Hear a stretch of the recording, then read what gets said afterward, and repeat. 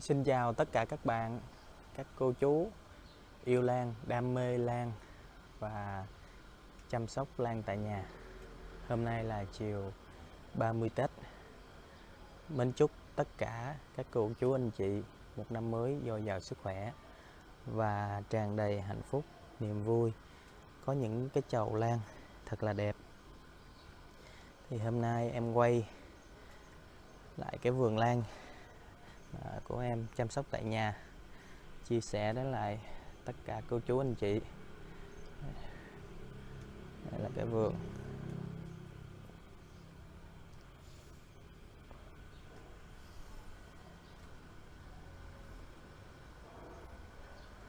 Thì hôm nay em sẽ nói về những cái yếu tố nó ảnh hưởng tới cái việc mà chăm sóc cái cây lan của mình, làm sao cho những cái giò phong lan lúc nào nó cũng nở hoa tươi tốt, xanh mướt, vừa ở dàn lá bộ rễ phát triển và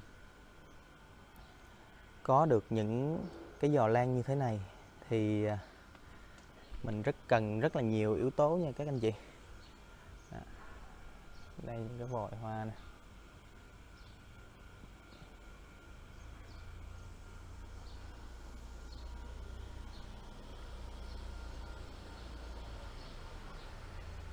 Thì cái yếu tố thứ nhất em muốn chia sẻ với mọi người đó là về cái yếu tố về môi trường. Thì cây lan nó phát triển được tốt khi mà cái môi trường của nó sẽ thuận lợi. Ví dụ như là về nhiệt độ nè, độ ẩm nè, rồi ánh sáng nè. Thì cái vườn lan của mình thì mình bắt buộc mình phải có đây là cái dàn lưới nha các bạn. Đó, phải cái dàn lưới khi mình để ngoài trời á, tại vì cây lan thì nó sẽ không có chịu được cái ánh sáng, cái cường độ nắng trực tiếp, thì mình sẽ làm lưới như vậy á, thì nó sẽ giảm lại còn khoảng 70% ánh nắng thôi. Nói chung á là nó không có cần nhiều cái ánh sáng trực tiếp, nhưng mà vẫn phải có ánh sáng nha các bạn, để những cái bông hoa lúc nào nó cũng được rạng rỡ như vậy. Thì và những cái vòi hoa dường như là lúc nào nó cũng ra hết. Đó, hết cái chỗ này cái chỗ kia nó lại ra. Thì cái ánh sáng là cực kỳ quan trọng nha. Rồi cái thứ hai là cái độ ẩm trong cái khu vườn của mình phải tạo được một cái độ ẩm cho thật là tốt, thì những cái rễ nó mới gọi là hấp thụ được những cái dưỡng chất một cách là đầy đủ nhất, để cho nó cung cấp để mình nuôi hoa và nuôi thân nuôi lá.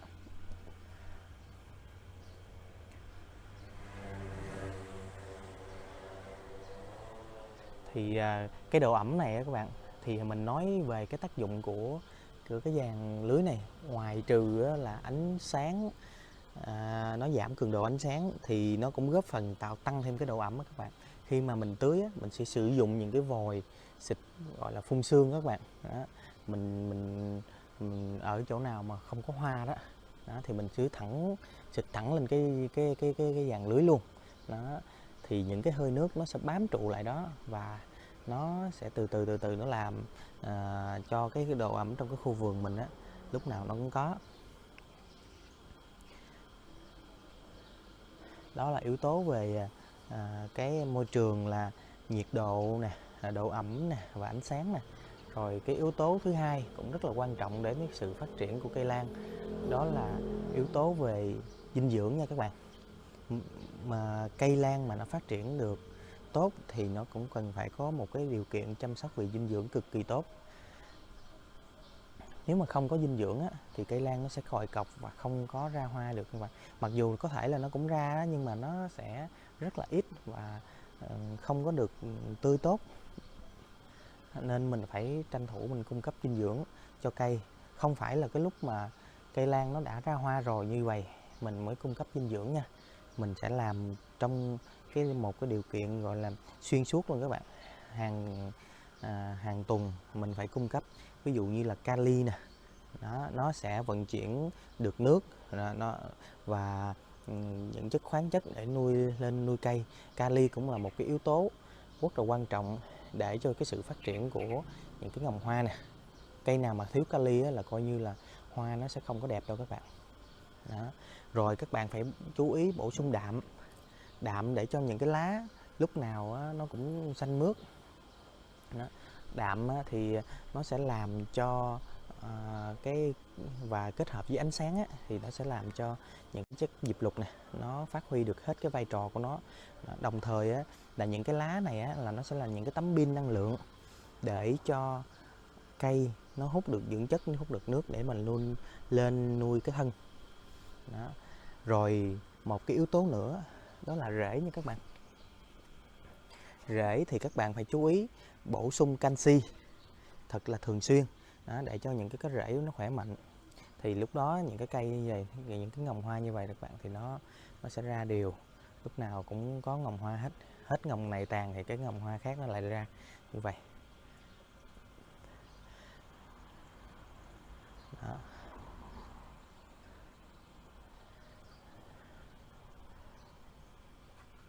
Rồi các bạn phải chú ý cái yếu tố là khoáng chất magie nha các bạn. Magie thì nó sẽ chống thối nhũng. Những cái chồi non của mình là nếu mà thiếu magie thì nó sẽ bị thối nhũng. Đó. Thì mình trong cái series mà chia sẻ kinh nghiệm của mình mình cũng có hướng dẫn một số cái phương pháp tự nhiên để mà cung cấp cái dưỡng chất mà cho cây hoa lan. Đó. Thì các bạn có thể là đăng ký theo dõi kênh của mình để mà thường xuyên cập nhật những cái phương pháp làm theo kiểu tự nhiên để mà chăm sóc những cái giò lan của mình cho nó thật là rạng rỡ. Cái yếu tố thứ ba cũng là vô cùng quan trọng đó các bạn, để mà mình chăm sóc những cái giò lan của mình, đó là cái cách chăm sóc. Ví dụ như là về cách tưới nước thì mình phải hiểu được đặc điểm sinh lý của cây của mình như thế nào, rồi cái điều kiện vùng miền của mình về nhiệt độ, về ánh sáng, về độ ẩm ra sao. Đó. Chứ còn ví dụ như về tưới nước đi, mà các bạn lên mạng internet các bạn đọc thấy là người ta chia sẻ là mỗi tuần, ví dụ như là tưới nước 1 lần hoặc là 2 lần chẳng hạn vậy, nhưng mà nó không phù hợp với cái điều kiện vườn của mình thì cũng đâu có tốt. Ví dụ như ở miền Nam nắng nóng quanh năm, sáng các bạn tưới ra một cái là khoảng 10 giờ là nó đã gọi như là khô héo rồi, thì làm sao mà cây nó sinh trưởng được.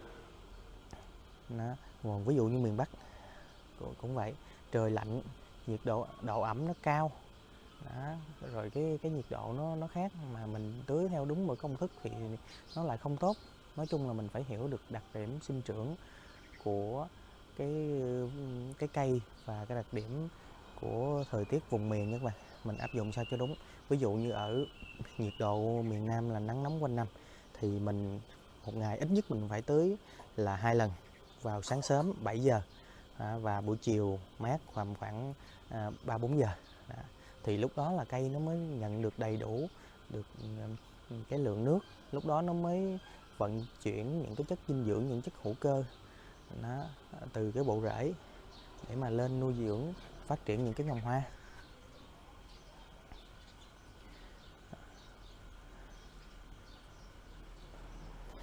Vì thế là 3 cái yếu tố vô cùng quan trọng để mà cho một cái vườn lan, những cái lan của mình nó phát triển, đó là về nhiệt độ, về điều kiện về môi trường nè, điều kiện về dinh dưỡng nè, rồi điều kiện về cái cách chăm sóc, cách chăm bón này các bạn.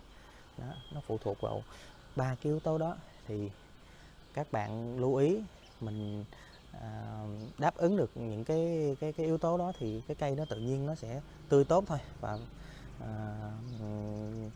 cây nó sẽ ra hoa rất là đẹp. Đây là cây ngọc điểm này các bạn, bồi hoa đây. Đây là Cactaea.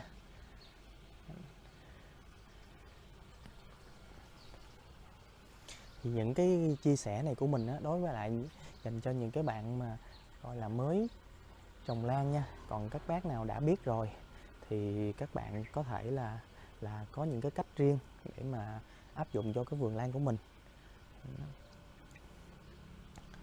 Thì hôm nay mình chia sẻ như vậy. Và đầu năm mới kính chúc toàn bộ tất cả mọi người, các cô chú, anh chị, bạn bè trên toàn quốc một năm mới an khang thịnh vượng, sức khỏe như ý.